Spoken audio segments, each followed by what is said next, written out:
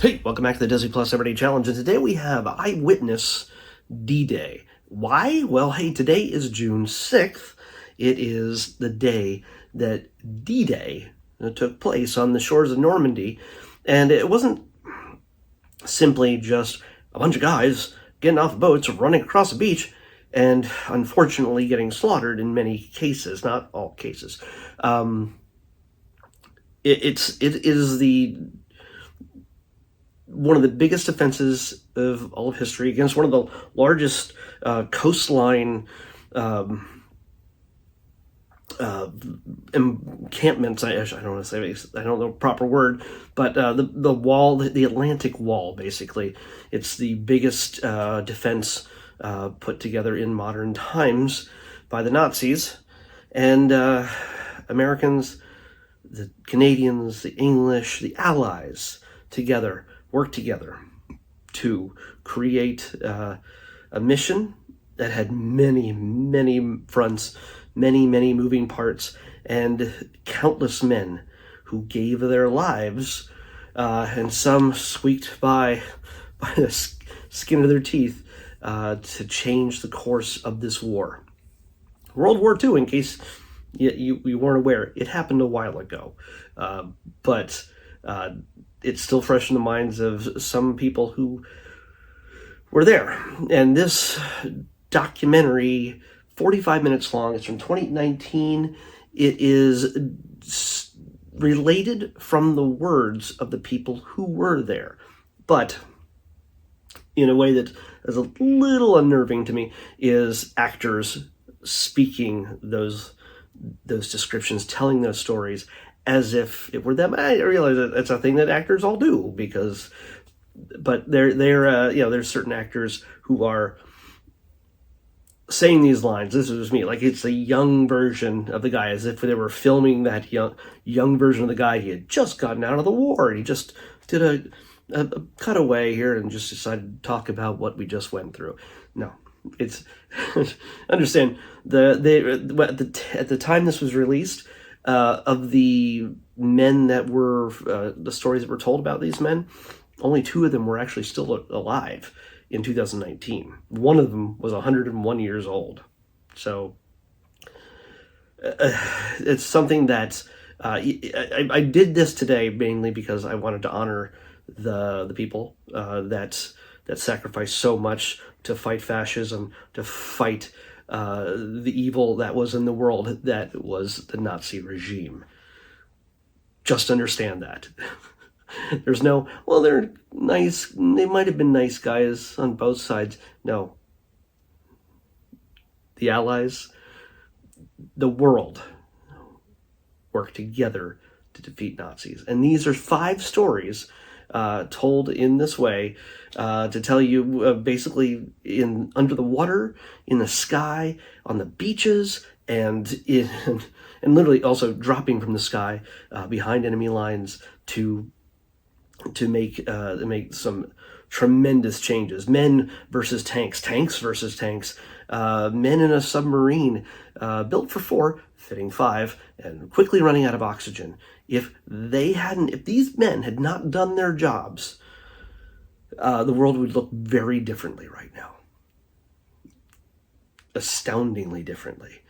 Maybe there had been other ways that we would have gotten around these things, but as depicted in the Band of Brothers series that HBO put out many years ago, or Saving Private Ryan, both of which were produced, I believe, by Steven Spielberg and Tom Hanks, who seem to love really putting out World War II battle films and series back in the day. I highly recommend them.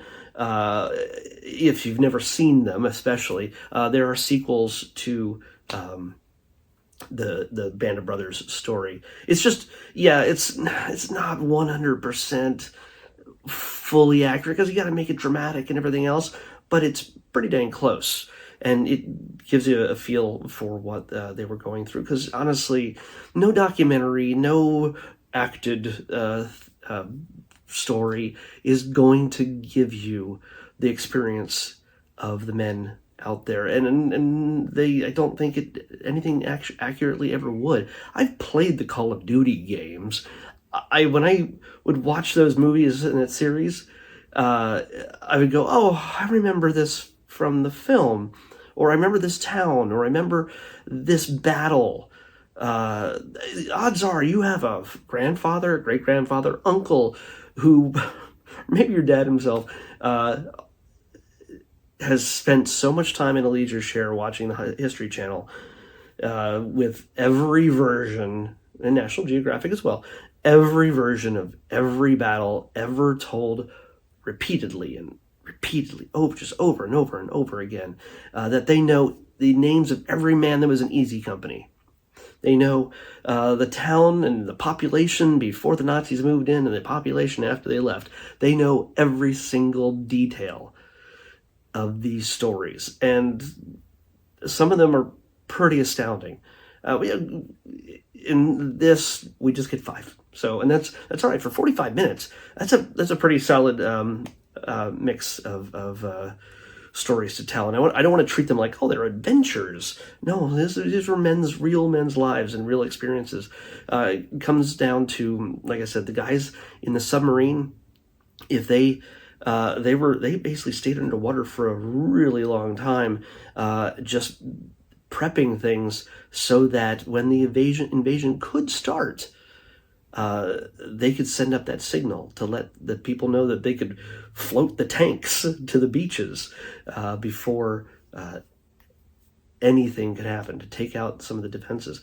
Bombers, tell the story of the men who launched those bombs that would take out the gun. Why can't I say the name of the things? I'm sure somebody can say what name of the words, but who would take out the gun installations for the Nazis from on high. In this one case, Utah, worked out pretty well. In Omaha, it did not. And we lost a lot of men. And we get to see the people who parachuted behind enemy lines. I remember that from Call of Duty. I remember falling in, the early ones, before they went all modern warfare and hide and seek and zombies and stuff. This is back when they tried to really adhere to the old stories, the iconic historic moments, not just with the Americans and the English, but also the Russians and everything else, back when we were all allies fighting against Nazis. So yeah, it's also, what was the other one? The tank battle in this one town where they had to stop the tanks to keep reinforcements from reaching Normandy, that would have helped stopped the Allies from fully taking those beaches and beyond. So it's, of course, Easy Company. I think Easy Company is the main ones that are being talked about in the Band of Brothers. I could be wrong. It's been a while since I watched it, but it's worthwhile checking out. I know I'm recommending that more than I'm recommending this. This is good if you wanted a quick overview and write a really bad report for school the next day. No, if I know that we treat this as something that's really long ago, and it's unfortunately something like this isn't far enough gone from our history, but it's also something we should never forget. Not just sacrifices and the people who had done it, but also the reason why they sacrificed. The greatest generation, as they were called, did these things, fought Nazis for a reason. Sometimes I think we forget that. I don't know. One of the only things that really bother me about this is the fact that this is very much a British production, and so while the narrator is American, maybe it has an American accent, a lot of the actors that are portraying real people in this are sometimes British people that are playing British people, and then there are British people playing Americans with really bad accents. I'm sorry, but yeah, the accents do not translate well. By the way, normally you can tell that when a British person is doing an American accent, they do a hard Southern. They do hard Southern, or they do upper Midwest, like they do in Fargo and stuff like that. They have to do something that's got a bit more of a twang to it. They really lean into Texas or the Tennessee, they really, yeah, Alabama maybe, they really dig into those because it's easier for the British to do those. And I swear that God, most of these people, these guys seem to be like stage actors who they all like they seem to all look like Tom Hiddleston to me. I don't know why, but it's just one of them definitely does. You'll know it when you see it. I'm just saying. It's nothing wrong with that. I'm just saying that he looks a lot like Tom Hiddleston. But yeah, the accents are not great. I think they needed a little bit more time with the dialect coach. I know one. Call me if you need something. But yeah. But yeah, so I think the only genuine American accent might have been the narrator. So, but beyond that, it's still entertaining. It's not, but it sort of it gives drama to the moment of pure absolute terror for people that should have never had to go through that kind of thing, just because some other people feel superior or need to kill others to prove it. We always have to be there to stop those people. It feels like I shouldn't even have to say that. It's just weird. But that's us, barely evolving. Let's see what we can find tomorrow. 101. But yeah, there are better documentaries out there, and trust me, your grandfather or uncle knows what they are, and they go in depth on that kind of stuff. But this one, for a quick 45 minutes, it's a neat overview. All right, I'm sorry, we got another documentary. I know what this is though, because I've seen it in my searches. It is nature related. This one is Ghost of the Mountains. And yeah, Ghost of the Mountains, I think it has to do with the ghost leopard up in the mountain, whatever mountain they're from. I think it's in Asia. They're hard to find, but apparently they got footage. So I think it's just one episode that talks about it. I don't think there's a series. We've watched other stuff that has to do with the ghost snowy leopards thing. I don't know. The snow leopard. That's what it is. I think it's a snow leopard. I could be completely wrong, but we'll find out tomorrow when we watch Ghost of the Mountain on the next Disney Plus Everyday Challenge. I'll see you back here tomorrow with that. Bye.